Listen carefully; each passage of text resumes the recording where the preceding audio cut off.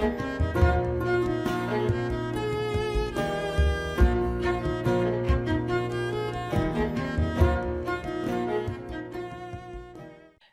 everyone and welcome back aboard the Devtastic Voyage, a pre-Easter Devtastic Voyage, as, well, quite frankly, this one kind of snuck up on me and I've gotten absolutely zero work on the game done. And for that, I'm sorry. But this week just kind of snuck up on me. I still wanted to get the video out. I want to make some progress on this game because I do want to meet that May deadline. But no excuses, no complaints. Thank you all for your support. Thank you for your continued support. And if this is your first time aboard the voyage, how did you get here? We have yet to make any stops or any land trips. We have had no shore leave. Who are you? Are you a stowaway? Please do kindly get in the barrel. Because aboard the Devtastic Voyage, if you're a stowaway, you get in barrels. I don't make up the rules, I just enforce them.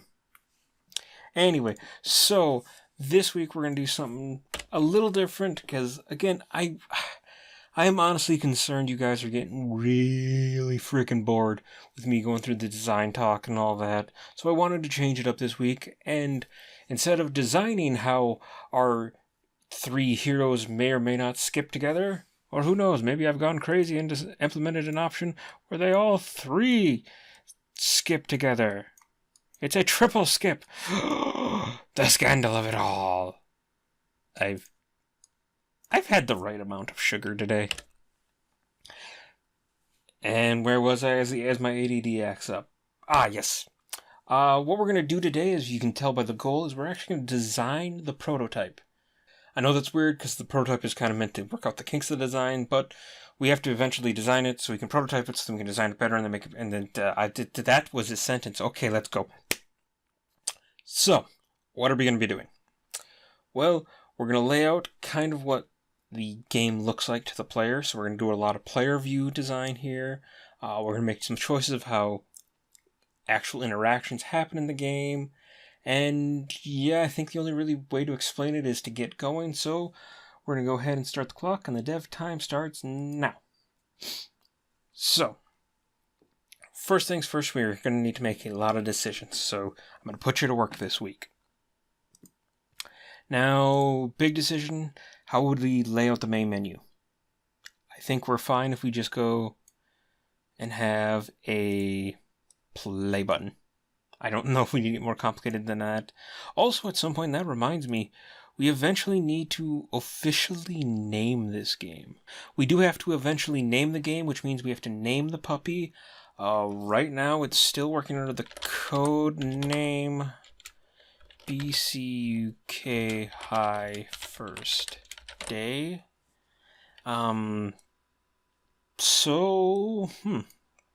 We do eventually have to work that out. What would you guys name this game? Like I said, I'm gonna be putting you to work today. Not really, because you're watching this after the fact, and this is kind of the limitation. And moving on. So we will eventually have to name the game.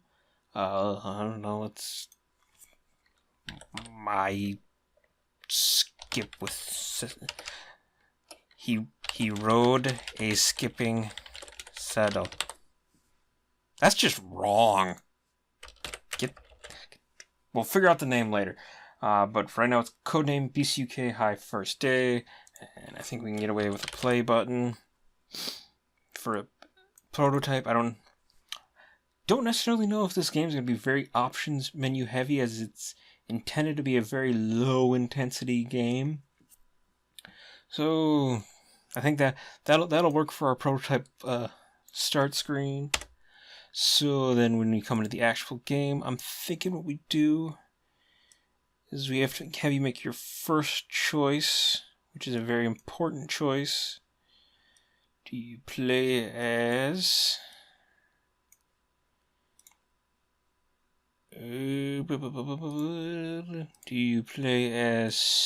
Sully, or do you play as Shadow?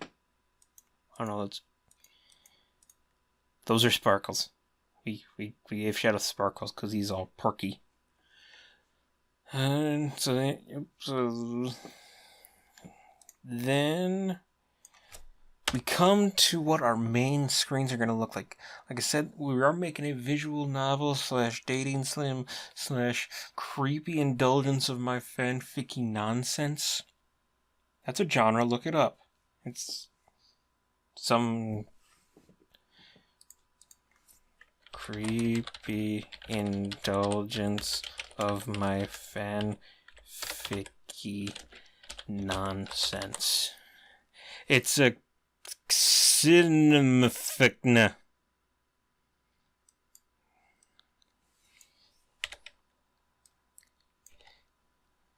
You don't usually use the of though, so.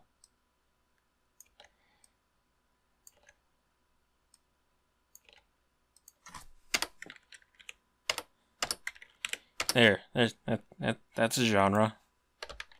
Hashtag it.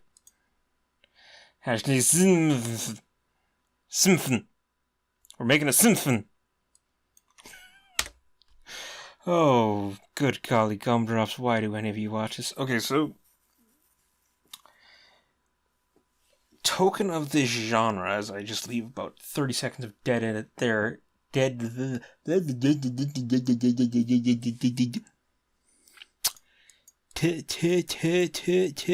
Today. Junior? Okay, I really need to stop using brown. That looks not good. Okay, so, symptom of this genre is typically there's a lot of inner monologue. So, how do we want to present our story to the player? Typically, from the research I've done, is where I don't need that. This box is life. It's typically, you have your dialogue box here, and then you have like background stuff here, so like trees and bushes and schools. And then you have stuff like inner monologue. So excited! It's the day of the big skipping festival, etc., etc., etc. So that's how we would deliver that. And as far as the actual coding on this it's going to be fairly simple. We just need to make sure we're making the right text appear at the right time. So, which is why I'm very confident we can get a prototype in the game done. We can get a prototype done in a week that would have dang near alpha level functions. And then we can get the full game done by the end of May. So now comes the tricky part. We need to somehow differentiate between when you're talking inside your own head, when you're using those words, versus the words you say that come out your mouth. I am told there's a way to differentiate between the two. I normally don't have an on-deck circle. I just have I have a thought. As you can clearly see, I have a thought. That's a light bulb. I have a thought, and then it comes straight out my mouth hole. And that's how we get things like the banana moon and square kitties and all sorts of flavor of nonsense that have come out in this series. So what's a way we can... I don't know, maybe if we need to differentiate that hard. If we just stick to, okay, this box is probably not going anywhere. But when we are in our own head, I am in my own head. We italicize or change the look of the font or the text versus I am saying words out loud like a human.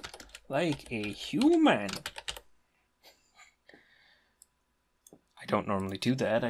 I'm mostly in my own head. Alright, so what's next? I think that'll work in the short term until I come up with a solution I like better. Next, we have the other big component of... I need to get that yellow off the top of my screen because my OCD is acting up. And next big thing we have to do is lay out how the dialogue is going to work in the game. What is the player actually going to see? And to do that, we have special guest star, the lady who's actually going to be making the character for the game, PinkMonster, who will be our stand-in for prototyping purposes. See, clearly, this side note, Pink did this on a whim.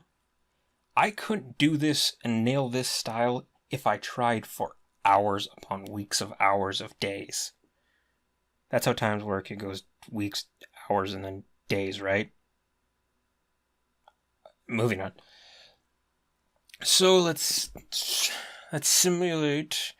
We're going to be having a talk with Pink here.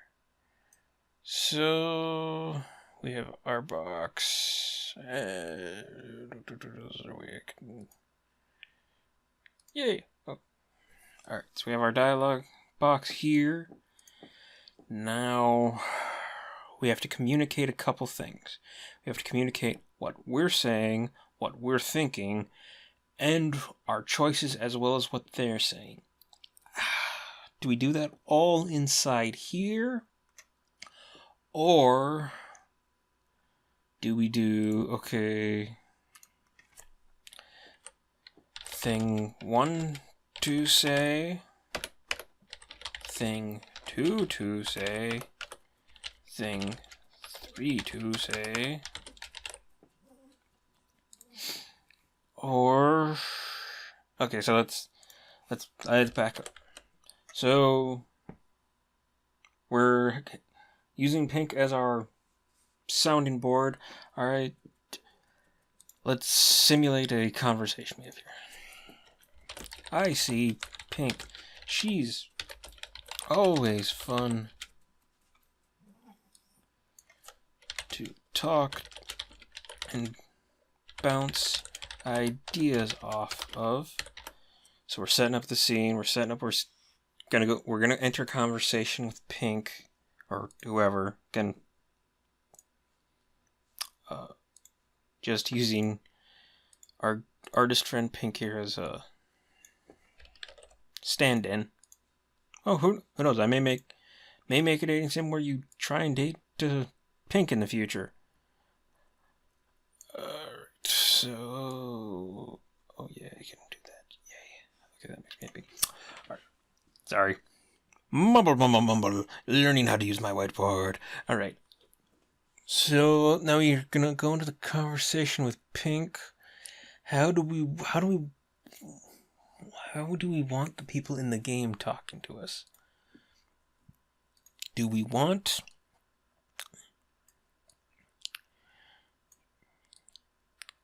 give them actual talking, but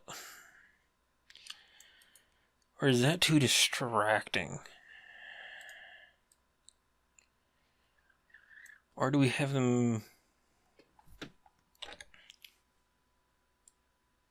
big? Whoa! Or do we still do everything in here? It's just when they when they talk. Oh hey, oh hey Bean. Pink called me Bean the other day and it was really weird. This is now Pink Simulator 2017. Oh hey Bean. How's it going? Just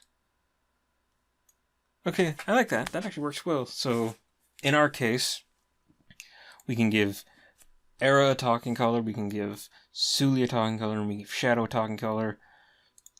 We'll have to monkey around with what colors actually look good and work well. How do we communicate that you're making a choice?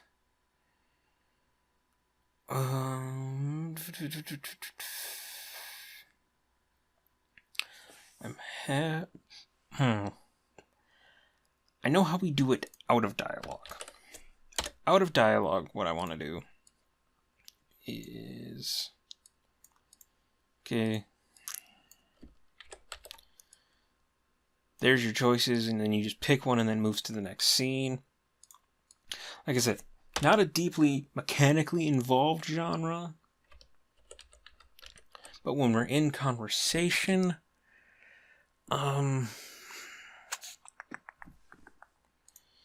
do we maybe ditch this and have 3 smaller ones?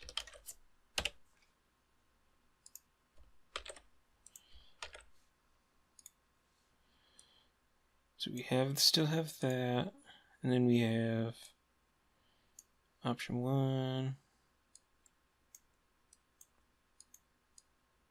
option 2,